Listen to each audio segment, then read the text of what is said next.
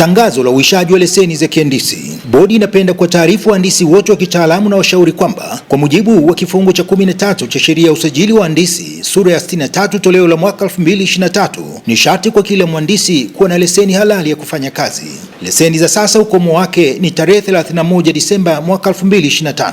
Uhuishaji wa leseni utategemea masharti yafuatayo: kulipa madeni yote hadi kufikia Disemba 31 mwaka 2025, payment of annual fees up to December 2025, kuwasilisha taarifa za shughuli za kuendeleza utaalamu CPD kupitia mfumo wa ERB MIS katika akaunti binafsi ya mhandisi, kuwa na alama angalau 90 za PDU zilizopatikana ndani ya kipindi cha miaka mitatu mwaka 2023 hadi 2025, kula kiapo cha mhandisi na kulipa ada husika za uhuishaji wa leseni. Mchakato wa uhuishaji utaendelea hadi tarehe 31 Machi mwaka 2026 katika ofisi za ERB, jengo la mhandisi Annex, barabara ya Mahakama namba 3 jijini Dodoma, na jengo la PSSSF Commercial Complex ghorofa ya 12 Dar es Salaam. Angalizo: watumiaji wa huduma za uhandisi wakiwemo wateja, waajiri na umma kwa ujumla wanatahadharishwa kutoajiri au kushirikisha wahandisi wasio na leseni halali ya kufanya kazi.